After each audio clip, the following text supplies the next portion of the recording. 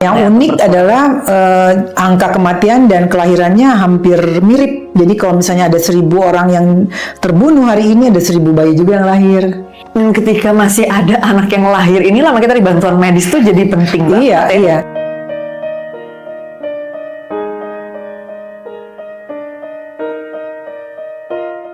Selamat datang di Vanita Naraya Podcast bersama saya Kania Cita. Di sini sudah hadir Teh Meli Guslo. Thank you banget Teh Meli udah berkenan mampir. Aku yang makasih juga udah di-invite ke sini. Seneng banget nih, channel baru ya nih, media baru dibangun sama foundation kan dari Vanita Naraya. Ini foundation sebenarnya pemberdayaan perempuan, keren. Perjuangan ya keadilan, kemanusiaan gitu. Dan topik kita hari ini tentunya di situ ya, tentang isu kemanusiaan yang dalam mungkin kira-kira kalau di generasi aku ke bawah ya dalam beberapa tahun terakhir semakin tinggi awareness-nya orang-orang, yaitu tentang isu tragedi kemanusiaan di Palestina gitu ya.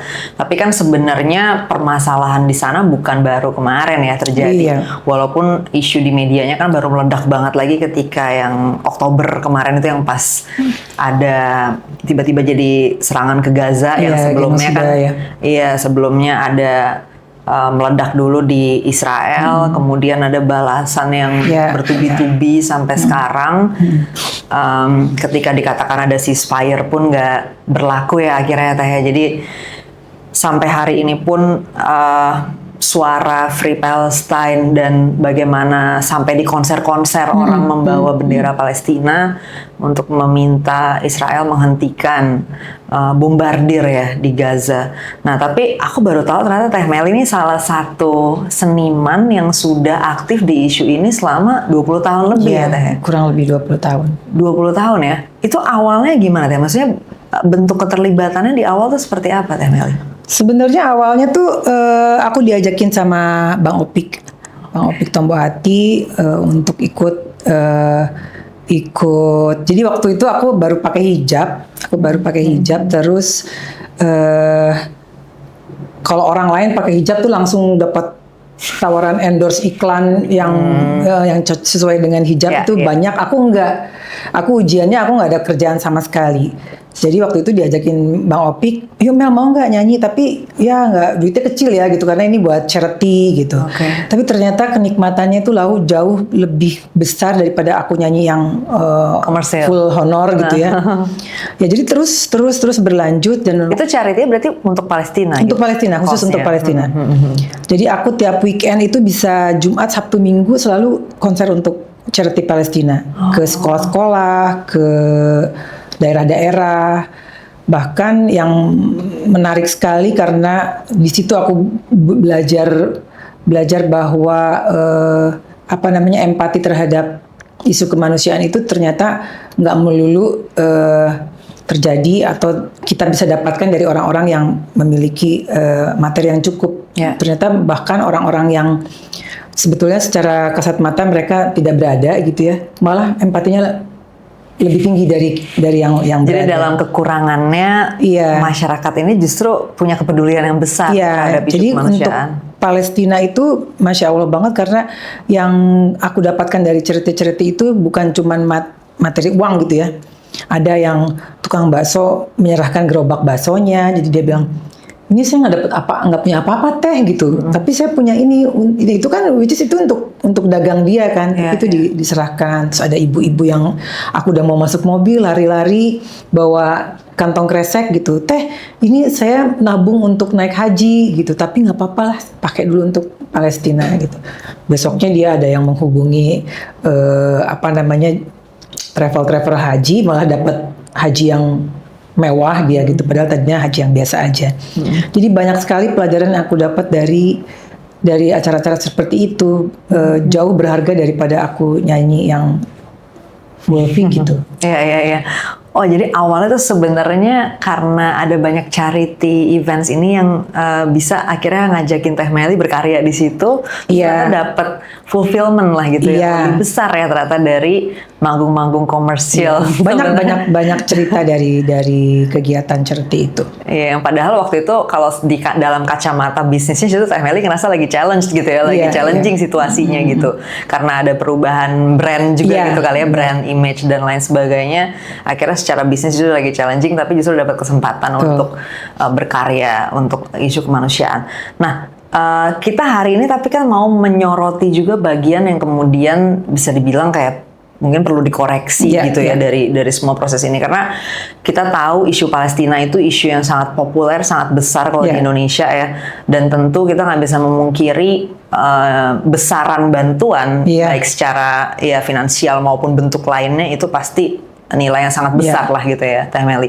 Nah, aku dengar Teh Meli ada semacam kritik ya gitu ketika melihat langsung gitu kan prakteknya gitu dalam konteks pengelolaan bantuan untuk Palestina. Mungkin Teh Meli bisa Jadi itu yang tadi aku sampaikan itu, bahwa begitu mudahnya mendapatkan dana gitu ya, dengan memakai nama Palestina gitu. Bukan cuman kita dapat dana dari perusahaan besar atau dan lain sebagainya, tapi termasuk, jadi kadang-kadang gini, aku sama Bang Opik tuh cuman misalnya hari ini dapat 500 juta gitu ya, kita mau atau dapat 700 juta, kita mau buletin ke 1 miliar tuh gampang banget.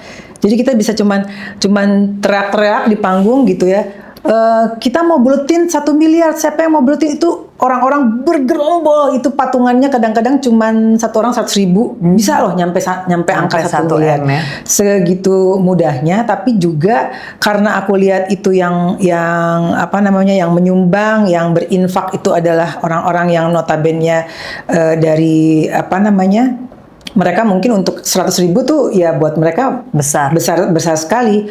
Oleh sebab itu kita mempunyai tanggung jawab yang besar untuk uang-uang tersebut atau dana-dana tersebut, semua bantuan tersebut sampai kepada yang memang kita targetkan gitu ya, itu Palestina. Warga Palestina ya. Jadi waktu itu memang saya dan Bang Opik juga berkesempatan untuk menyaksikan secara langsung bantuan seperti apa dan sampai apa enggak. Jadi kita berdua diajak ke Kilis tahun 2017.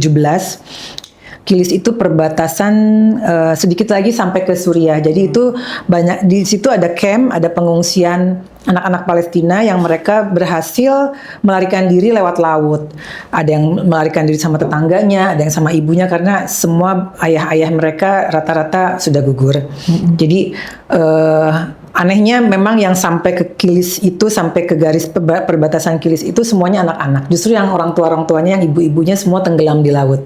Jadi yang sampai anak-anak itu kita menyaksikan bantuan-bantuannya memang sampai di situ. Tapi yang saya sempat protes gitu, kan kita mungkin juga ini pemerintah juga harus turun ya untuk mengaudit semua NGO, karena ini adalah amanah dari orang-orang, bukan cuma amanah tapi memang ini hal yang memang diperlukan sekali untuk Palestina, bukan cuma untuk orang-orangnya tapi juga untuk apa namanya, tempat-tempat yang memang dibutuhkan di sana. Di antaranya adalah rumah sakit misalnya kan, rumah sakit, terus medis, alat-alat medis dan lain sebagainya yang nggak ada, harus ada selalu. Tapi apakah memang misalnya gini, let's say misalnya aku bisa satu weekend itu dapat 3 miliar gitu, tapi kan nggak ada yang audit. Itu dari berbagai NGO yang aku tuh diajakin sama berbagai NGO, bukan cuma satu NGO aja. Tapi dari pemerintah memang menurut aku ya sampai sekarang aku nggak tahu, belum pernah kayaknya ada audit yang memang serius dan transparan. Harus transparan banget, karena ini menyangkut dengan membantu dan yang apa namanya, dengan yang amanah orang-orang gitu.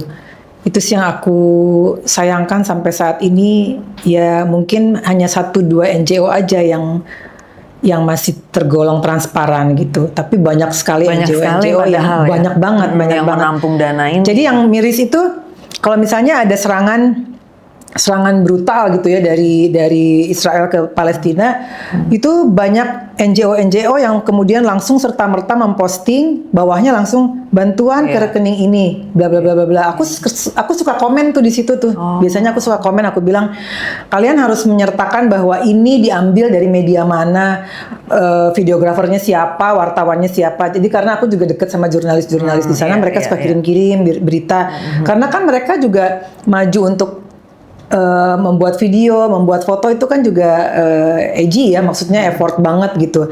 Nah, NGO-NGO di sini banyak sekali yang mempergunakan video-video tersebut seolah-olah ini memang orangnya NGO itu yang kesana gitu. Terus di bawahnya ya itu bantuan bla bla bla bla bla. Padahal jadi dia ngambil dari media atau dari posting selalu ngambil dari gitu media, selalu.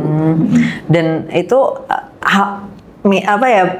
pengambilan bantuan seperti ini di berbagai channel itu kan banyak ya, berarti di sosial media segala macam, dan itu bisa dibilang berarti sampai sekarang kita nggak punya mekanisme audit yang berjalan. Kayaknya nggak punya, iya. Dan itu juga bukan cuman panitia-panitia biasa juga bisa kok bikin acara misalnya di mana gitu, bantuan untuk Palestina gitu. Ya, padahal kayak aku pribadi pun aku sering banget bikin acara, misalnya aku udah banyak nih di lemari-lemari aku baju-baju nggak kepake, aku bikin garage sale gitu, aku live di Instagram, tapi aku bekerja sama kitabisa.com. Jadi transfernya bukan ke aku, langsung ke kitabisa.com. Jadi real time ketika dana itu disalurkan ke itu, orang bisa lihat gitu. Tapi kan juga banyak orang-orang yang tidak seperti itu gitu, langsung ke rekening pribadi gitu.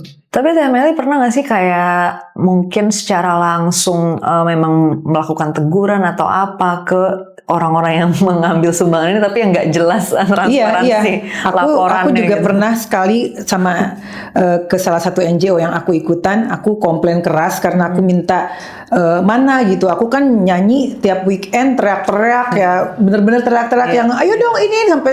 Jadi aku tuh bisa berdiri di panggung bisa 4 jam karena kita pengen sampai ke 1M misalnya gitu ya. Kita bener-bener ayo Bu gini. Terus kita lelang lukisan, lelang apapun yang berbau dengan Palestina. Aku minta laporannya gitu. Laporannya kalian sudah salurkan berapa, jadi apa, barangnya gimana, terus fotonya mana, datanya yang akurat mana. Ya ada satu NGO yang cuma menyerahkan bukti ke aku kayak orang ngeprint aja gitu. Itu aku pas aja gitu, ada angka-angka, itu tapi aku ini langsung blacklist, nggak mau lagi ikutan. Mengerikan banget ya. Aku tuh serem banget. Lihat broadcast minta bantuan ini juga ada di WhatsApp, di Line, gitu ya, di grup Facebook. Itu nggak jelas berarti. Dan itu paling gampang. Pokoknya kita bawa nama Palestina itu paling gampang. Orang selalu tergerak untuk membantu. Teh Meli ngelihatnya kalau misalnya pemerintah intervensi, bentuknya apakah treatment seperti kayak OJK menangani fraud gitu di pinjaman online? Kalau aku setujunya ya. Kalau aku setujunya sih cuma ada satu NGO aja yang punya pemerintah gitu. Jangan diperbolehkan banyak NGO. Iya ya, justru lewat negara aja mendingan sekalian. Aja. Jadi emang yang ada sistem mekanisme transparansinya juga kan. Maksudnya kan kalau lewat negara kan misalnya kementerian ya pasti kita semua bisa kejar gitu ya maksudnya. Karena kan ada mekanisme DPR bisa bertanya gitu-gitu ya Teh Meli. Kalau sekarang justru ini sporadis banget dan udah nggak jelas ya mana yang emang kredibel. Banyak yang mengambil keuntungan dari situ gitu.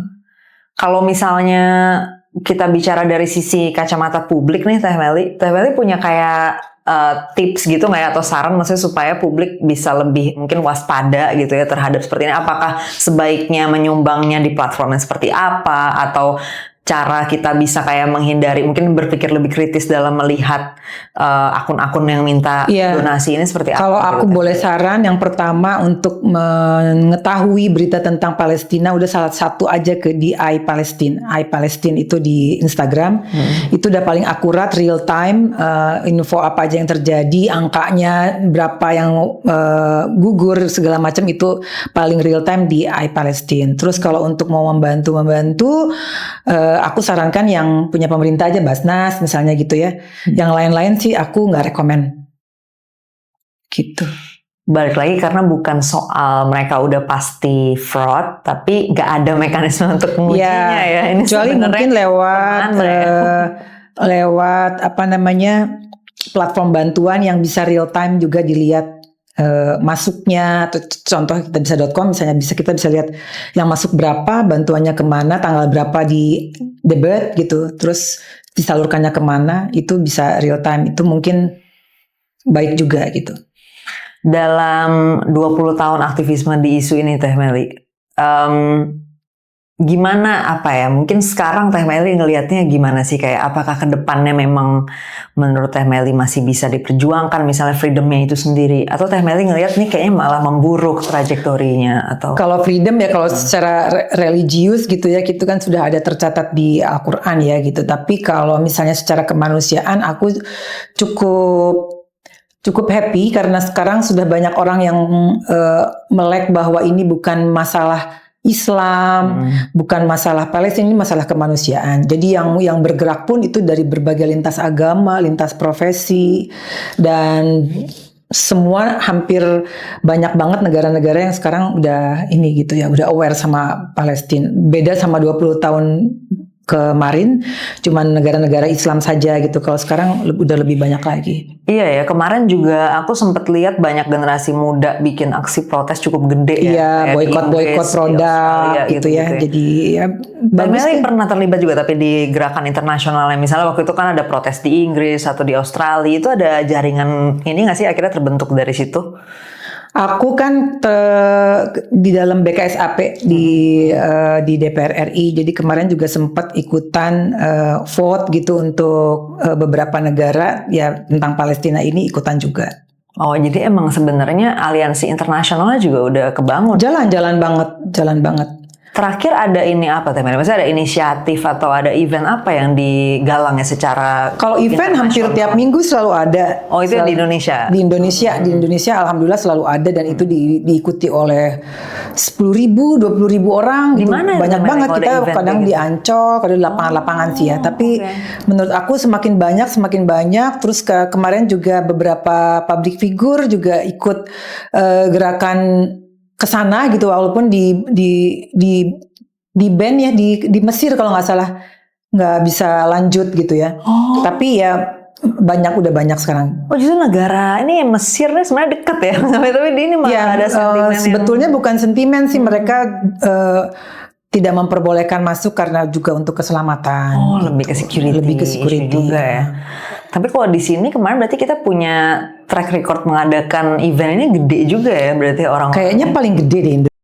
Iya. Indonesia paling gede dan paling istiqomah. Indonesia itu public figurnya juga makin banyak. Sekarang berbagai macam bentuk bantuan dan bentuk kampanyenya juga macam-macam gitu. Anak-anak muda bikin suara Palestina apa, banyak banget sekarang. Gerakannya udah Iya. semakin besar, semakin banyak. Tapi kalau kita ngelihat secara dampaknya gimana Teh Meli? Maksudnya actual impact-nya buat si warga Palestinanya sendiri tuh sebenarnya setelah semua gerakan ini membesar dan segala macam, apakah kemudian misalnya mereka semakin dekat ke kemerdekaan atau sesuatu yang lebih Kalau baik? secara impact sih memang kalau aku lihat sih ya mungkin apa ya, mungkin lebih ke mental ya, dimana kalau mereka tahu bahwa di berbagai sudut negara itu banyak yang support mereka, banyak yang sayang mereka sih dikuatkan sih mentalnya. Tapi kalau keadaan kan ya kita nggak bisa bantu ya.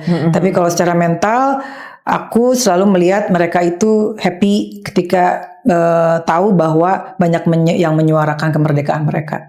Dari berbagai gerakan support ataupun bantuan buat Palestina ini Teh Meli, ada yang bentuknya kayak emang bener-bener mindahin nggak sih? Maksudnya memang mengambil refugees dari Palestina dan dipindahkan gitu ke tempat lain yang lebih baik gitu kan? Karena kan kita tahu kalau misalnya kayak Gaza sekarang itu udah bisa dibilang udah hampir rata lah gitu ya. Karena bombardirnya nggak berhenti-berhenti. Kalau untuk sementara ini yang bisa melakukan itu baru Turki karena mereka dekat ya. Ya, jadi banyak sekali warga-warga Palestina yang ditampung di Turki, itu pun yang berhasil keluar gitu. Iya.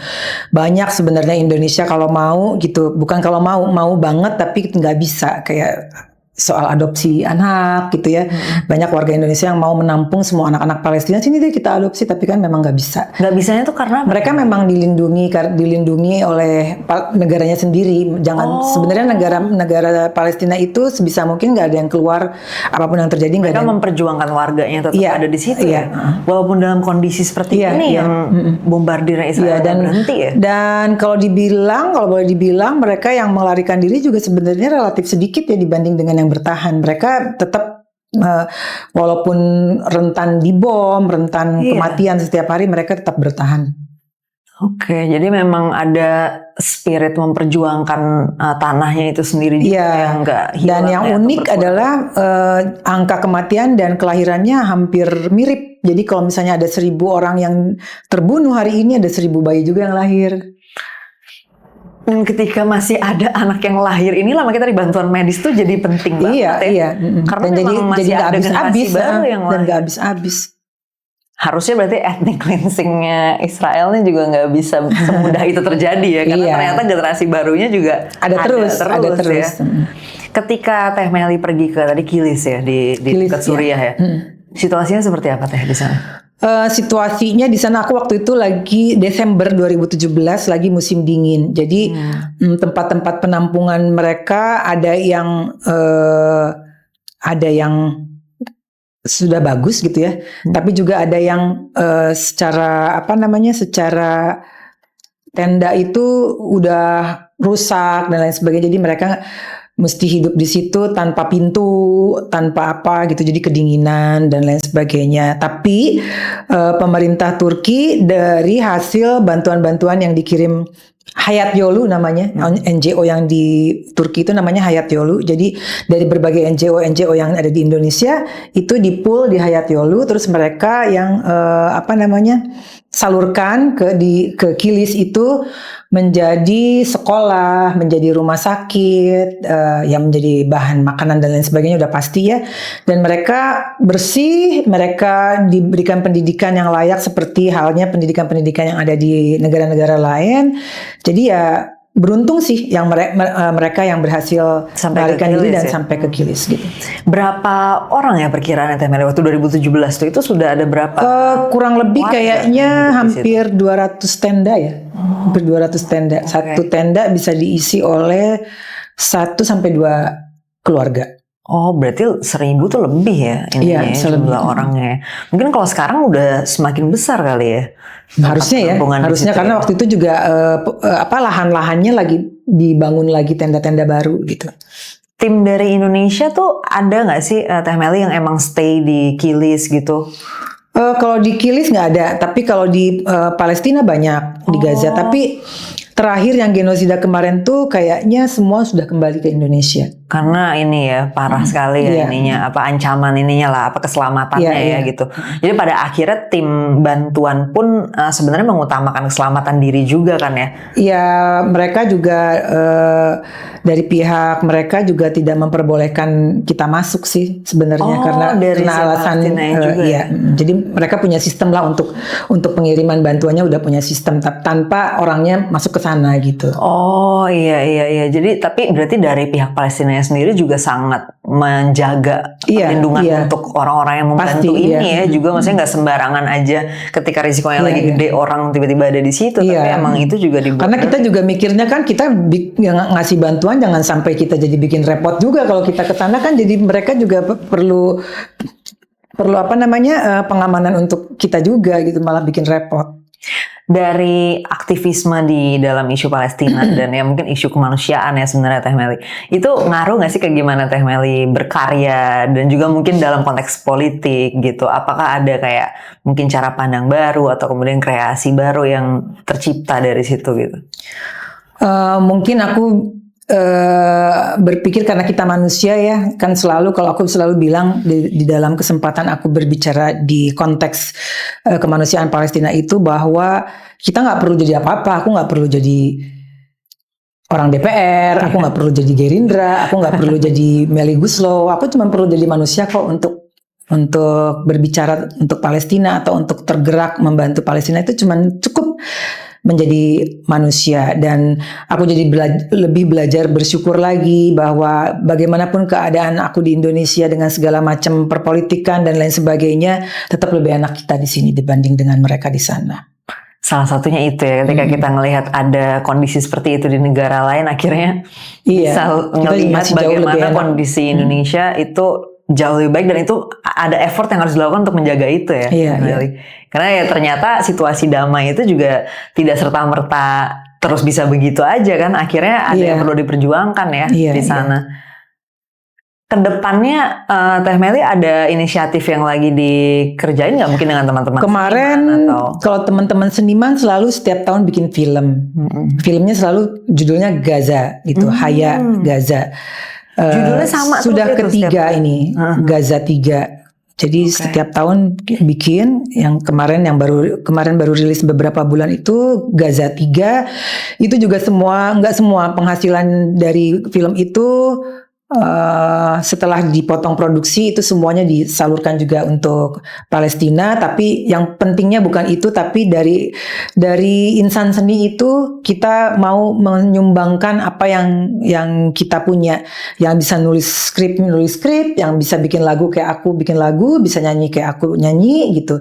Semuanya ada sumbangsihnya untuk Palestina. film-film Gaza ini bisa ditonton di mana? Di bioskop. Oh, Iya. yang selama ini udah tayang gimana? Misalnya kayak tadi Gaza 1, 2 Yang Gaza 3 aku belum tahu. ditaruh di OTT gitu nggak? Iya di OTT juga. ada ya? Kemarin yang Gaza 2 itu kita sumbang 2,7 miliar dari film Gaza 2. Dan ini berarti akan tayang lagi Gaza 4 Gaza ya, 4 udah tahun di- depan. Oh, tahun depan. Selalu di bioskop. Oh, akan di bioskop, tayang lagi di bioskop. Tapi yang 1, 2, 3 mungkin masih ada di OTT juga bisa ditonton. Ada.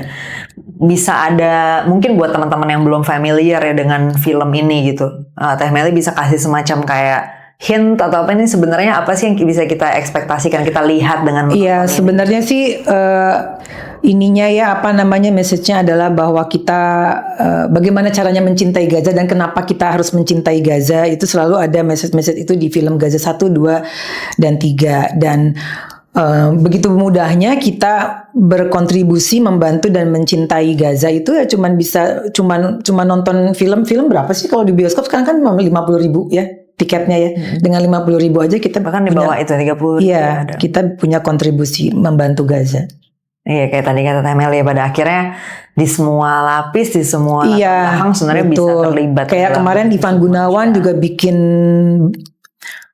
fashion show, bikin instalasi gitu, terus dia bikin hijab yang semua temanya tentang Palestina dan semua penghasilan yang dia jual itu untuk Palestina. Jadi berbagai profesi bisa melakukan hal itu kan. Kalau politik ya lewat politik, kalau penyanyi dan pencipta lagu lewat lagu dan nyanyi, kalau desainer lewat desainnya segala macam bisa.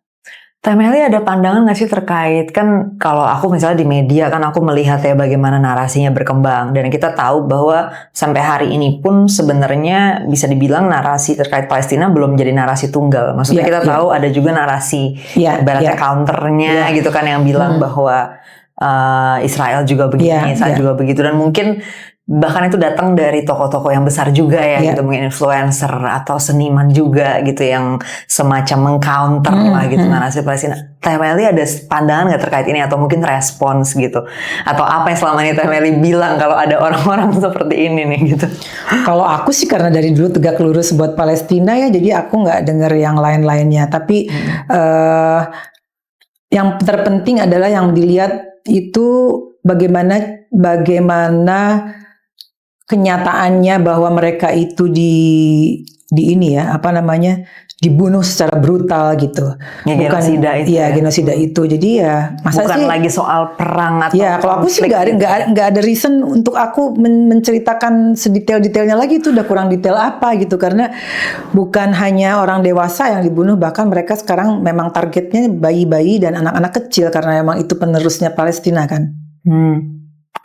Ada narasi kan yang bilang misalnya ya itu terjadi karena tidak terhindarkan, karena ada Hamas berlindung di balik sekolah, di balik ini, itu kayak gimana? Ya kalau itu lebih ke politik ya. Kita nggak kompeten untuk menjawab itu. Tapi yang pasti kalau secara manusia aja lah, kita lewat orang lihat pembantaian seperti itu, masa diem aja. Kita tolong gitu ya. Maksudnya kayak terlepas dari isu politiknya seperti apa. Dan kan tapi secara pemetaan juga udah semakin kecil kan. Gaza itu, Palestina tuh udah semakin tinggal sedikit gitu. Udah itu udah rata gitu ya. Teh Meli dengan karena dibombardir ya dari kemarin. Sebenarnya kalau dari teman-teman yang tadi bergiat di dalam isu Palestina gitu, sekarang nih sikap, mungkin ini lebih ke sikap politik sih ya, lebih kemana? Apakah memang pengennya one state gitu kan, one state solution harus Palestina di semua area itu, atau two state solution kan ada gitu ya kayak. Iya, ada beda, ada dua pendapat gitu. Iya, kalau dari Teh Meli lihat maksudnya orang-orang yang bergiat di isu ini kalau yang di Indonesia nih pandangan yang lebih umum tuh yang seperti apa ya Teh Meli? Kalau aku sih yang penting bantuan dulu deh kalau aku ya. Kalau aku yang penting mungkin hal itu bisa dipikirkan oleh pihak yang lebih kompeten memikirkannya. Kalau aku iya, kalau aku ngelihat bagaimana caranya selalu bantuan itu masuk secara mudah. Karena banyak sekali kematian-kematian karena nggak ada obat, nggak ada alat medis yang masuk gitu. Kan kadang-kadang kita kalau misalnya nih kita kirim 100 ambulans gitu. Mereka memperbolehkan masuk. Oke, masuk gitu. Masuk 100 tapi udah masuk dibom. Oh, itu yang kemarin ada videonya gitu terus gitu. Ya. Ada mobil bantuan medis itu kena lemparan bom dari atas selalu gitu. Rumah sakit, alat medis, obat-obatan, makanan selalu diperbolehkan masuk tapi habis masuk dibom gitu. Jadi sampai sekarang banyak dong bantuan yang akhirnya angus aja. Iya, cuman kan kita kalau nggak masukin gimana gitu, kan memang harus. Jadi kita dari yang membantu juga ngusahain aja gimana bisa sampai masuk, bantuan, tapi minimal masuk dulu. Tapi sampainya kita tetap insya Allah gitu, karena mereka ya selalu bermain-main dengan bantuan yang kita masukin. Tetap ada risiko itu tadi dibom segala macam itu ya. Dan itu kalau Teh Meli lihat trennya, apakah memburuk? Maksudnya kayak misalnya dulu mungkin bantuan lebih mudah masuk dan tidak dibom. Sekarang lagi memburuk. Memburuk ya. Sekarang lagi memburuk. Lebih semakin susah gitu kita masuk. Kemarin tahun lalu dari DPR, dari BKSAP juga masih bisa masuk. Sekarang udah sulit, udah lebih sulit. Masuknya pun nggak bisa gitu. Nggak bisa. Kita udah 2 kali mau ke sana gagal terus. Wow. Jadi memang dari dalam pun challenge-nya udah semakin besar ya, bahkan untuk bantuan masuk pun susah. Kita nggak usah ngomongin soal. Karena dari orang-orang Indonesia yang salah satunya ada Bang Onim dan Hussein, yang orang Indonesia yang tinggal di sana, yang dia juga selalu membantu penyaluran bantuan dari Indonesia masuk ke sana, disalurkan kembali ke yang membutuhkan. Itu sekarang udah nggak di sana, tinggalnya udah di sini. Oh, tadinya mereka di sana ada tempat gitu ya di sana ya. Kayak Hussein tuh sampai menikah juga dengan orang Palestina, tapi sekarang udah total di sini dan belum bisa lagi masuk ke sana. Kalau udah kayak gitu berarti keluarganya juga dia bawa ke sini berarti ya? Ada yang udah dibawa ke sini, ada yang belum berhasil dibawa ke sini. Oh, bahkan ada yang sampai nggak bisa keluarga pun nggak bisa dibawa ya, nggak bisa dibawa keluar ya. Berarti situasinya sebenarnya memang kan kalau kita lihat di media, ya kita tahu itu buruk sekali, tapi ternyata dari orang yang di dalam pun memang bisa konfirmasi memang memburuk ya, memang trennya gitu. Dan terutama mungkin setelah yang Oktober kemarin itu sampai sekarang itu terparah kayaknya. Terparah ya. Oktober. Dari habis yang kan kemarin sempat ada semacam kayak serangan perlawanan dari Iran ya, atau mana tuh kemarin Iran ya. Itu ada efek nggak sih Teh Meli ke dinamika gerakan di dalam ini, maksudnya untuk gerakan Palestina? Kalau efek sih ya kita lagi-lagi ini masalah soal hati ya. Mereka jadi lebih berbesar hati karena ada yang support negara lain. Tapi kalau masalah yang lain-lain, maksudnya menjadi reda dan lain sebagainya, sebenarnya sih jadi makin ribet sih agak. Karena malah nambah player aja. Tapi sebenarnya kekuatan Israelnya nggak ada berkurang sedikit pun ya. Ya kalau aku bisa bilang, maksudnya dengan setelah semua kan, misalnya kayak di generasi aku kan lumayan banyak yang menggerakkan boykot ya gitu, boykot, kemudian aksi protes besar-besaran. Tapi kalau kita ngeliat secara langsung ke aktual di lapangan gitu kan, kayaknya kekuatan Israelnya sama sekali bisa dibilang bukan cuma tidak terdampak, tapi bahkan mereka semakin besar ya gitu dengan level destruksi yang terus membesar seperti sekarang ya. Karena kan ada support juga dari negara-negara dikuasa dan lain sebagainya gitu. Ya bahkan negara itu kadang pemerintahnya beda sama masyarakatnya juga ya. Mereka kan publiknya bisa sampai bikin aksi protes sebesar-besar itu, tapi ya stance dari pemerintahnya tetap. Tahun lalu kayaknya masih bisa orang umroh ke itu ya, ke sana. Sekarang udah nggak bisa kayaknya, udah semakin tertutup. Untuk closing kali ya Teh Meli, perbincangan kita hari ini, aku pengen, karena mungkin banyak teman-teman yang belum tahu apa namanya tadi event-event yang Teh Meli dan mungkin teman-teman bikin untuk Palestina, infonya bisa dapet di mana? Kayak teman-teman harus follow mungkin Instagram apa atau community apa? Instagram Friend Palestine itu yang punyanya Indonesia. Dia orang Palestina yang ada di sini. Terus dia juga bergabung sama aktivis-aktivis yang ada di orang Indonesia, itu Friend of Palestine ya namanya ya. Itu Instagram itu sih yang paling akurat, dan ya mungkin bisa juga kepoin Instagram aku karena setiap ada kegiatan-kegiatan insya Allah sih selalu sampai saat ini aku selalu terlibat gitu. Biasanya di tiap weekend kita juga sebulan sekali bikin yang kampanye akbar untuk menyuarakan Palestina, itu bisa dihadiri oleh 10.000 sampai 20.000 orang. Itu kita nggak cuman galang dana, nggak harus selalu galang dana. Dengan kehadiran kita di situ aja, insya Allah menguatkan mereka yang ada di sana dan juga menguatkan suara-suara kita. Jadi gaungnya tuh jangan sampai padam gitu. Karena ini gaungnya sampai ke negara-negara lain, jadi tetap digaungkan supaya orang nggak lupa gitu akan Palestina. Terima kasih Teh Meli untuk waktunya. Makasih juga. Senang banget bisa ngobrolin sama Teh Meli, dan mudah-mudahan nanti teman-teman makin rame nih ya datang ke event-event dukungan kemanusiaan untuk Palestina. Segitu dulu, sampai ketemu di Vanita Naraya Podcast episode berikutnya.